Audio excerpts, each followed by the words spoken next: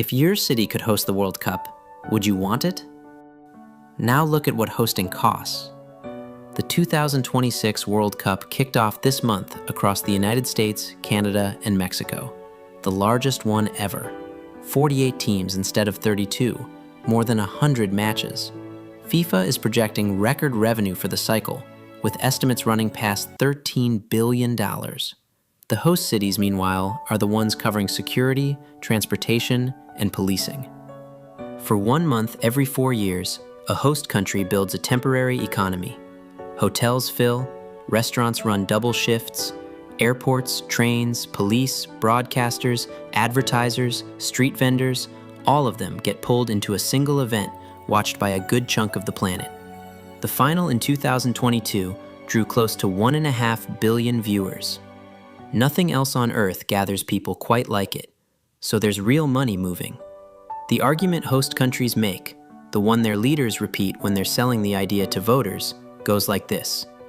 We'll spend a lot up front, we'll build stadiums and roads and airports, but the tourists will come, the jobs will appear, the world will see us, and it'll all pay for itself. The body that runs all of this is FIFA, the Fédération Internationale de Football Association, the governing organization for world soccer, based in Switzerland. FIFA owns the tournament. It picks the host, it sets the terms. And the terms are where this story lives. Because there's one thing most people never check. When you ask whether hosting the World Cup pays off, you're assuming the host gets to keep what the tournament earns. They don't. Not most of it. And once you see how the money's split, that empty stadium in Brasilia stops looking like a planning mistake and starts looking like the predictable result of a deal that was lopsided from the start. Start with FIFA's haul. In the 4-year cycle that ended with Qatar in 2022, FIFA brought in $7.5 billion. That's a record, confirmed in FIFA's own annual report. The single biggest piece came from selling the right to broadcast the matches. Television networks around the world pay for the privilege of showing the games, and in that cycle, those broadcast deals alone brought in over $3 billion. Then come the sponsors, the companies whose logos you see ringing the pitch and stamped on everything official. After that, hospitality, meaning the premium packages sold to people who want fancy seats and catered boxes. Then ticket sales. Then licensing, the cut FIFA takes when someone sells an official jersey or a video game. Now watch where each of those dollars goes. The broadcast money, FIFA keeps. The sponsorship money, FIFA keeps. Ticket revenue runs through FIFA. Even on the official resale market, where one fan sells a ticket to another, FIFA has taken a reported cut of around 30% of the resale price. The advertising boards inside the stadium, FIFA controls those too. So what's left for the host? The bill. Think of it like a touring concert that rolls into your town. The promoter keeps the ticket money, the merchandise money, the broadcast money.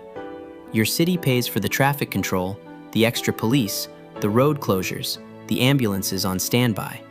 When the band leaves, you've got the bill and a good story. The difference is that a concert leaves in one night.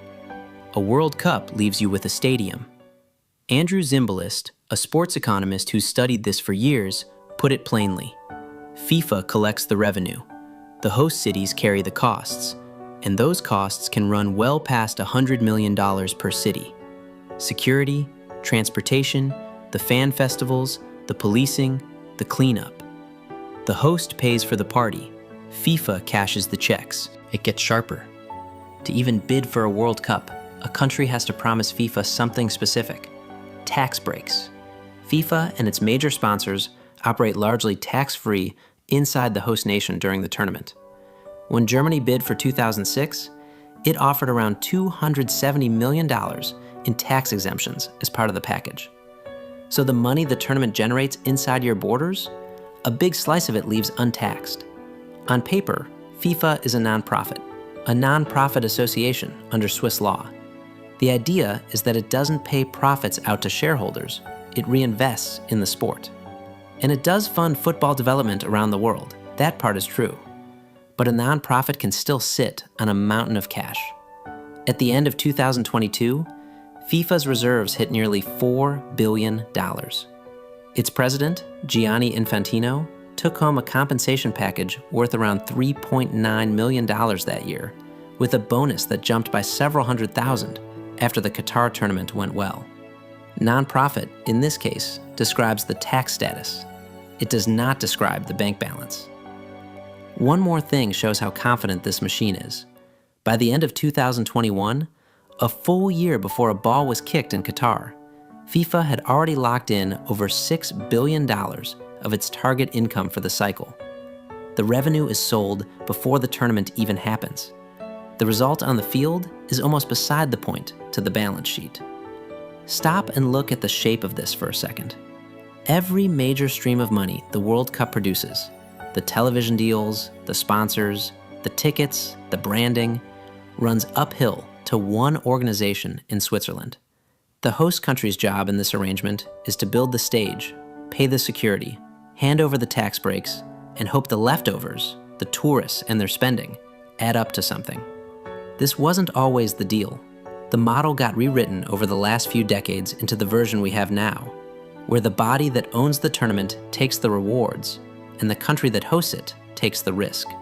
So the real question isn't whether the World Cup makes money. It clearly does. The question is, who's standing underneath when the money comes down? Before we get to that, a question worth sitting with. If your city could host the World Cup, would you want it?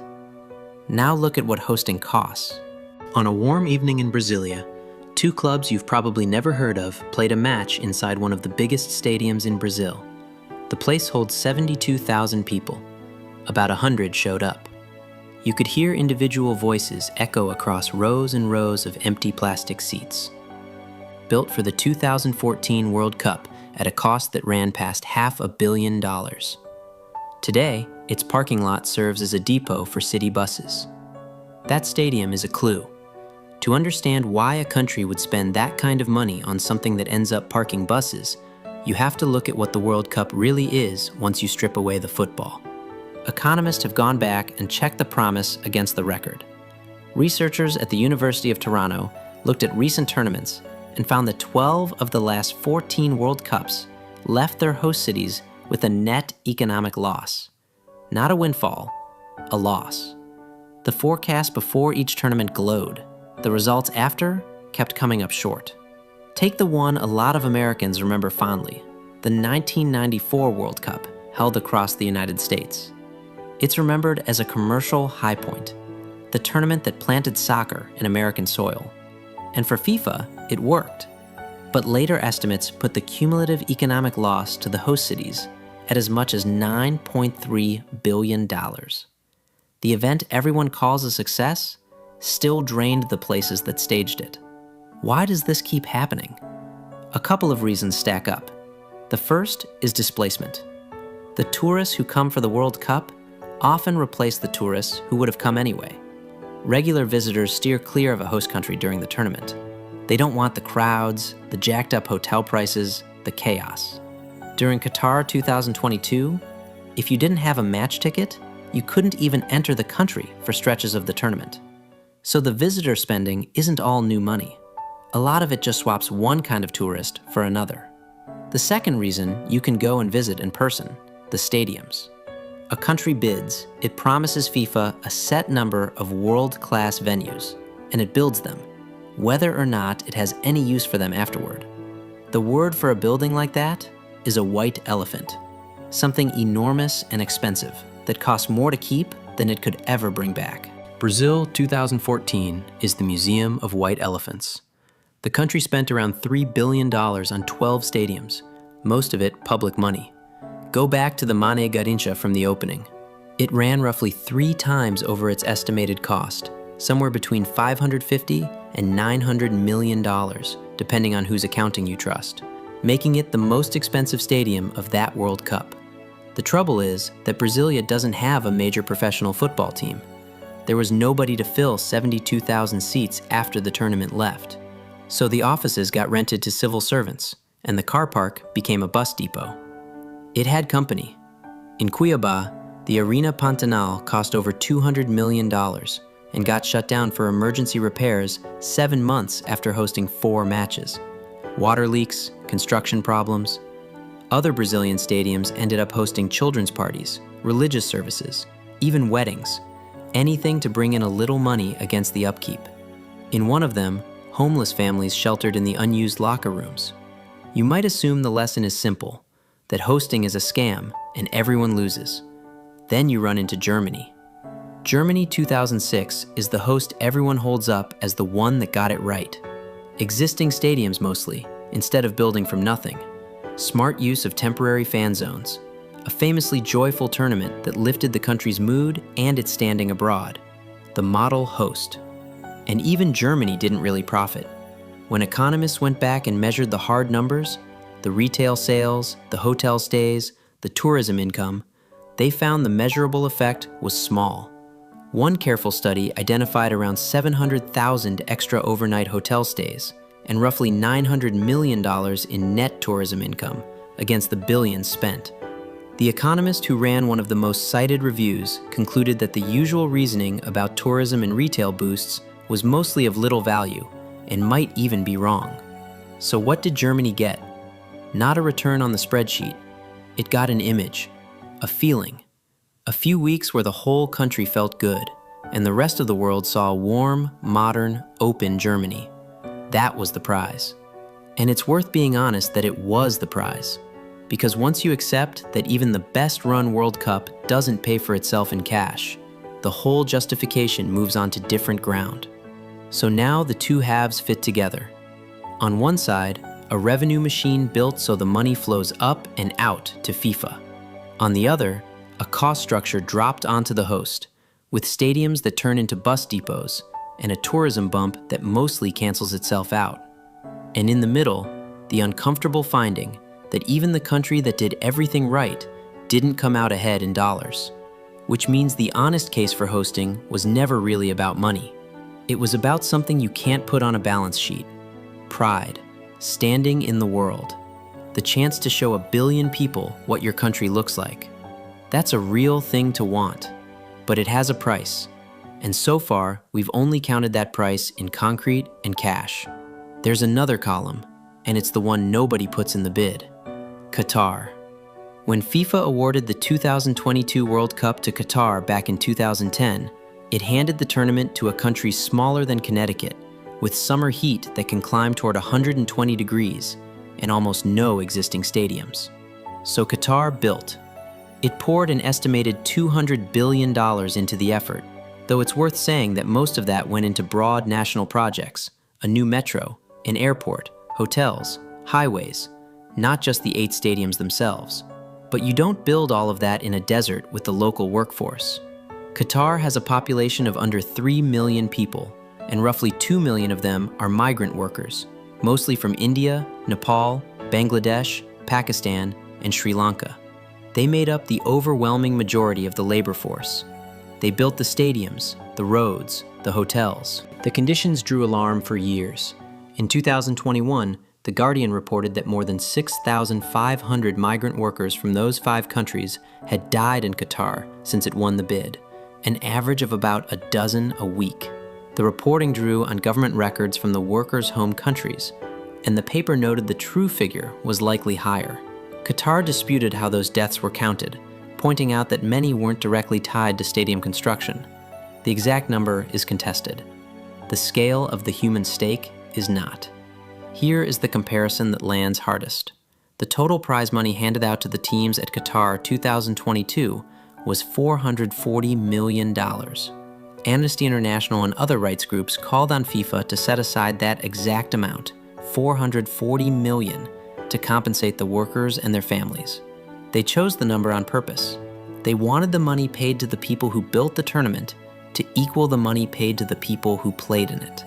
That cost never appeared on FIFA's balance sheet. It doesn't show up in the $7.5 billion. It was paid all the same. Now point this back at your own life, because the pattern here is bigger than soccer. Strip the World Cup down and you've got a simple machine. One party keeps the revenue, another party absorbs the cost, and the second party agrees to it because they've been sold on benefits that are hard to measure and easy to promise. Economists have a plain phrase for this shape: private gains, public costs. The upside is captured by a few. The bill is spread across everyone. You'll find that same machine far outside of football. It's in the Olympics, which leaves behind its own graveyard of unused venues. It's in the deals where a city hands a sports team hundreds of millions in public money to build a stadium on the promise of jobs and energy that rarely show up at the size promised. The script barely changes. Spend public money now on the strength of benefits later that somehow never arrive quite as large as you were told. And it's happening right now, in real time. The structure you just learned isn't history. It's the tournament on your screen tonight. None of this is a reason to skip the games, and it isn't a lecture about what to do with your money. Nothing here is financial advice. It's a way to see the thing clearly. To know, when somebody promises that a giant event will pay for your city, exactly which column you're sitting in. So here's the tell. Whenever the case for a giant project leans on words like exposure, prestige, putting us on the map, or a vague promise that the spending will pay for itself through tourism, that's your signal. It means the people selling it can't point to revenue the host gets to keep. They're selling a feeling and calling it an investment. A feeling can be worth buying. Germany decided its few weeks of joy and a better image were worth the cost, and maybe they were. But that's a choice a country should make with its eyes open, knowing it's paying for pride, not profit. The danger comes when a feeling gets dressed up as a financial return, because then nobody asks the right question until the stadium's already empty. The question is always the same. Who keeps the money this generates? And who pays if it doesn't work out? If those are two different parties, you already know how it ends. You don't need to be an economist to ask it. You just need to know that the glossy forecast and the final receipt are rarely the same document. Go back to Brasilia. That stadium, 72,000 seats, $500 million, 100 people in the stands, and buses parked where the crowds were supposed to be. It isn't a failure of planning. It's exactly what the deal was always going to produce. The football was real. The party was real. The bill stayed behind after everyone went home. If this made something click, hit like and subscribe. If your city could host the World Cup, would you want it? We appreciate you taking the time to spend with us. As always, learn and invest. I stay grinding, I stay prepared. Life got a price tag.